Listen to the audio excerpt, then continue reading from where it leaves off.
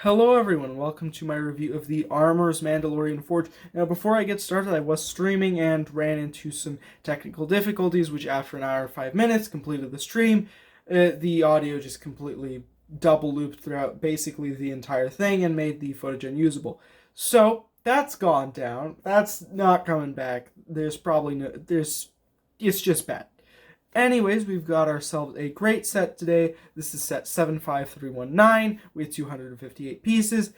It's definitely one of those that when you pick it up for $30, it's a Target exclusive, at least in the USA. It might be, what's in this for me? And well, let me tell you, you do get yourself the Mandalorian in jetpack, shiny Beskar armor. Very nice. You get the armor, of course, exclusive to this set, and you also get Paz of Isla exclusive to this set. You can have a brawl between them for the Darksaber. You can have the chainmail armor that Grogu got made here. You can do a bunch of stuff. Might not be the same armory for both of these, but you can now have these characters to recreate a bunch of scenes, which is always great.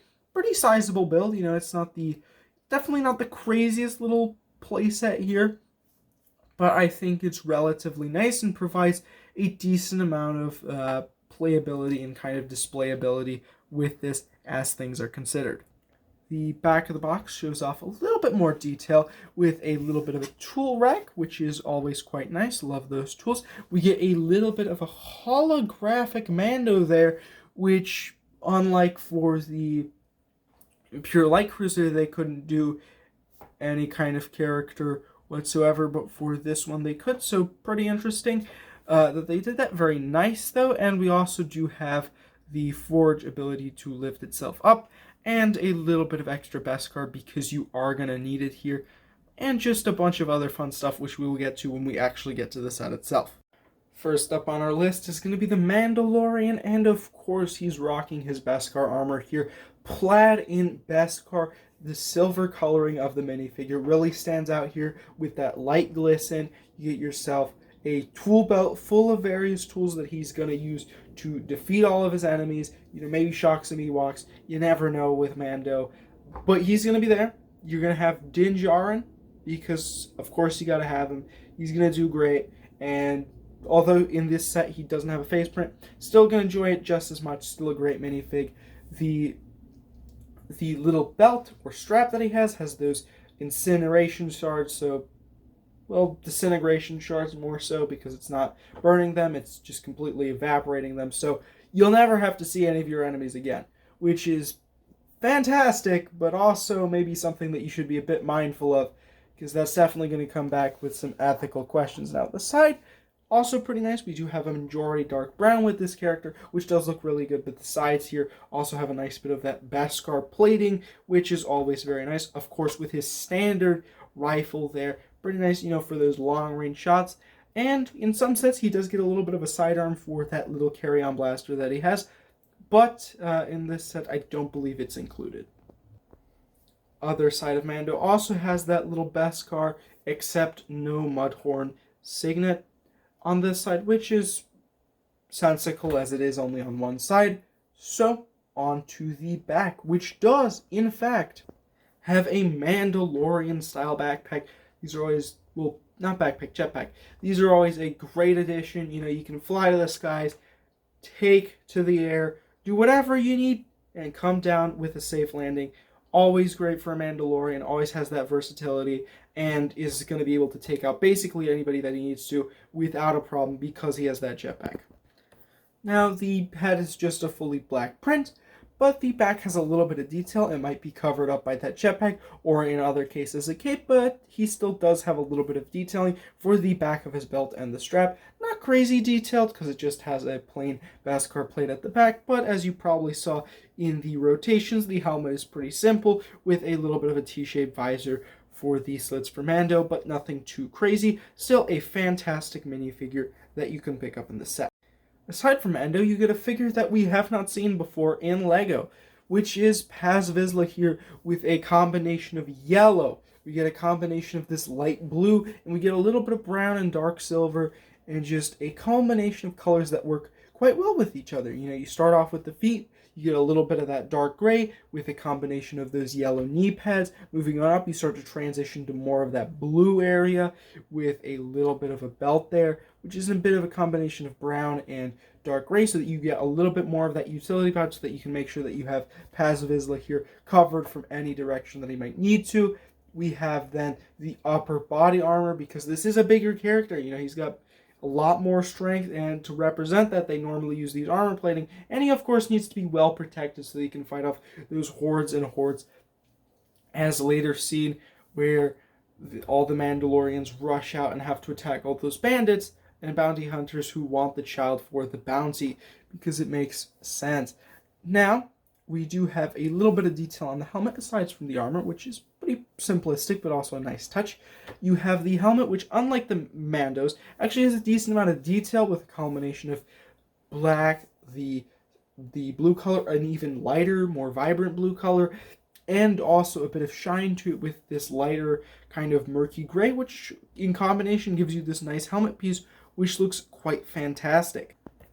Now, the backpack itself does have a bit of a fun tidbit, where it does have a full just kind of back to it, where you do have a little bit of storage, and it does have his extra like power pouch, because his weapon does need that extra power. It also does have a little bit of a Mandalorian symbol there, or his own signet, which is pretty fun that he also does get one. Doesn't have one on his arms because there is no arm printing, but he does have little markings of just scratches and kind of bruises from all his battles on his front torso, which is honestly a nice touch. Even though you don't see it, it's still good to see those little details, so that when you do not use the little front piece and you just need a Mandalorian that's a little bit smaller, you can see those scratches, and it's very good to see.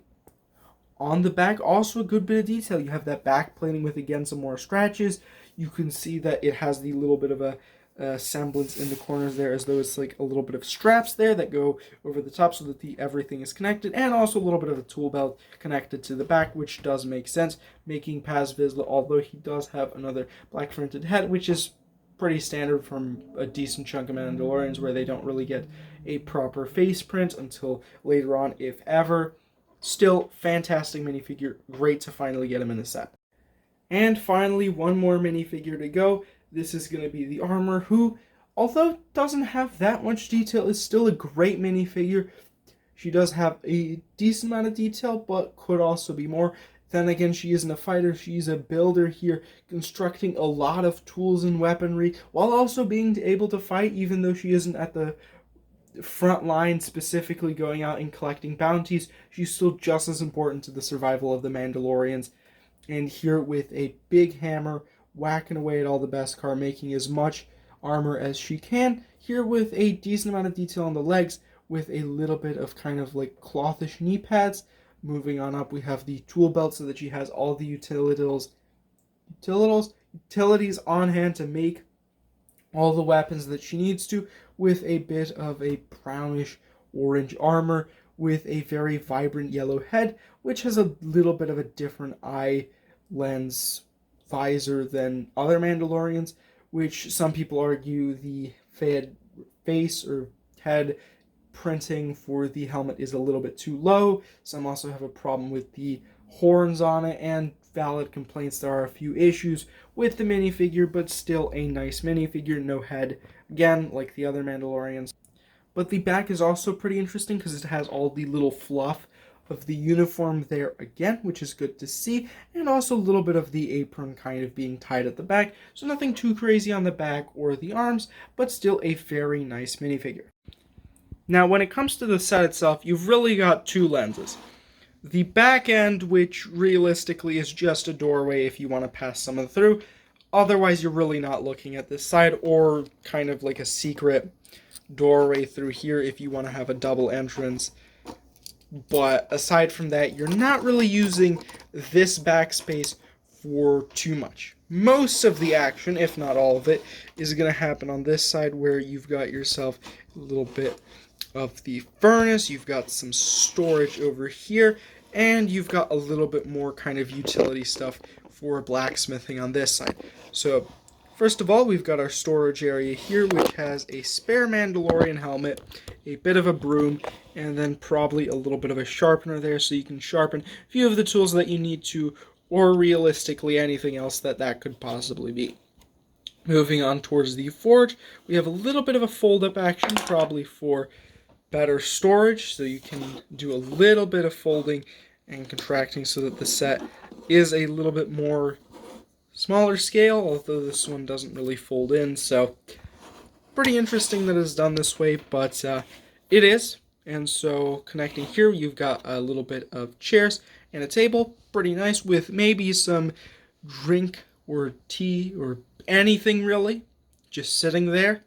Moving us into the furnace area, which has an extra hammer, always nice to see that, and a little bit of a grabber for specific metals or items that are going to be stuck there that you need to grab with a specific tool, with some blue flames burning quite hot, and then a little bit of a top on top so that everything goes according to plan, with a little bit of a basket tray that you can place in here to burn all the Beskar that you need to, putting it in there.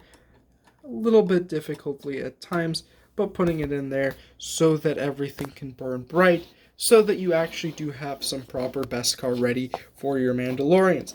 Now here we do have probably a little bit of an electronic cutter, laser cutter, or maybe just a press. Either way, whatever it is going to help you with your Beskar processing. We've got a little bit of a console here, which does have some sticker pieces and that little Mandalorian holograph that we saw previously, with a Mandalorian or the Mandalorian, or whichever Mandalorian you really want. But it's there, whoever they are. And then we've got ourselves a cabinet, which the armor can open up by pressing the proper keypad, revealing some extra tools and storage, probably for some extra Beskar that they're keeping in storage for when they need it for the foundlings. Now, there's one more thing that we can realistically do, aside from put minifigures and kind of recreate a scene, and that's take off that top piece or section. Because inside we have 2 extra pieces of Beskar, 2 thermal detonators, and also a little sidearm blaster. So we get a little bit of extra storage, not too much that you can really fit in there, but always good to have some extra Beskar and some extra weapons lying around just in case you need them, in case of a secret ambush.